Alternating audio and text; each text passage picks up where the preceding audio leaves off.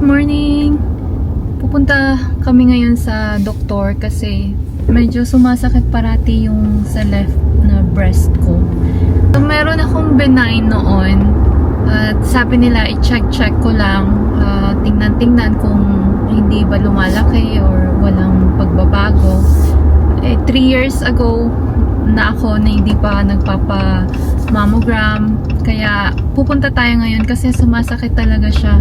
Kahit yung paghinga ko, kahit sa paghinga sumasakit din. Buti na lang nung tumawag ako kahapon, merong available agad yung gynecologist ko. Kaya ito, sasamahan ako ni Alex. Pumunta doon and then ida-drop off ako sa work after. Pero itatry ko sanang magpaalam na mag-work from home. Mag-aasa ko sa doctor ng doctor's note para kung pwede work from home muna ako kasi gusto ko muna hindi mag-bra or mag-commute. Ano muna talaga to kasi 12 days ko nang nararamdaman, medyo nagiging worse siya, kaya ipa-check natin and hopefully okay naman, walang problema.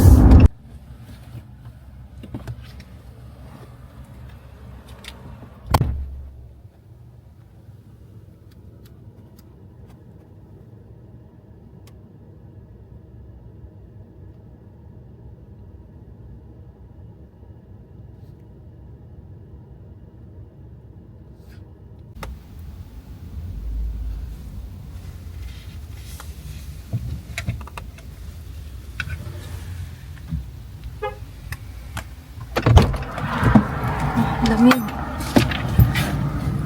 Nakakuha ako ng doctor's note para makapag-work muna sa bahay. And then, tawag ako para sa complete breast imaging assessment. So, mammogram saka ultrasound. Kinapa naman niya. So far, okay naman daw. Pero, since may cyst ako, benign, mas okay daw na ipa-check na lang talaga. Pero yun nga, pag kahit humihinga, masakit. Good morning! Papunta tayo ngayon dun para sa mammogram ko. Nasa Seaton tayo ngayon, deep south. So kung wala kaming kotse, ang biyahe is supposed to be 2 hours and a half. And kung may car, which is buti nakakuha na kami, 30 minutes drive naman. So I heard first time ko magpapa-mammogram kasi usually ultrasound lang, imaging ganyan. Sabi nila sobrang sakit daw kaya uminom na muna ako ng Advil kanina, an hour prior to this appointment, para hopefully makatulong. Hopefully. So hanapin muna namin yung building. Yeah, I think that one there. Turn right on Front Street Southeast.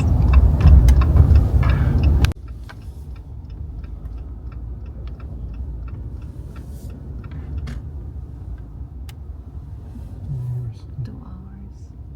I think pwede na tayo dito.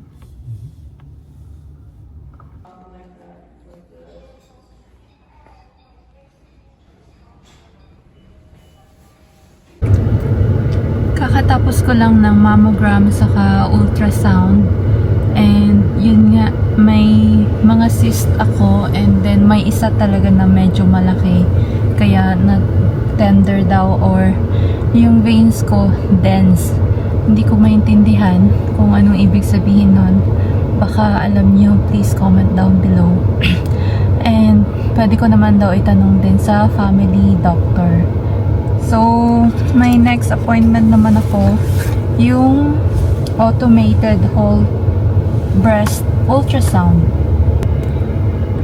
Yung family doctor siguro I'll ask para kung halimbawa masakit talaga, may times na masakit, kung ano yung pwede kong inumin. Kasi minsan, syempre, I have to work, I have to wear a bra, commute, kaya kailangan hindi pwedeng hindi magtrabaho. Medyo nahihiya ako kasi may mga Pilipinong dumadaan. Hindi pa sanay talaga sa public na nagbablog, kaya medyo ilang. Pero at least nandito sa kotse ngayon, kaya Oo. Kasi pag hawak ko yung camera or namin ni Lex, ang daming tumitingin. So parang nagwa-wonder siguro sila kung anong ginagawa. Pero eventually, baka mawala din yung hiya. Walang hiya. Naging mga walang yana. Anyway, magbe-breakfast muna kami kasi 8 kami dumating. Anong oras na ngayon? Oras naman, 9:06. 8:57. 8:57. Ano tinitingnan mo? 8 yun na tingnan ko. Yeah, so 1 hour din kami doon. Praying na talagang maging okay lahat, walang problema. Wala naman kaming wala naman ano ba yung lahi? Wala In naman 100 sa meters, turn right on Seating Way Southeast. ano bang tawag doon? Wala naman kaming history ng breast cancer. Sana naman nga wala. Yeah, kasi sana talaga wala kasi naranasan na ni Lex na yung mom niya Watch out.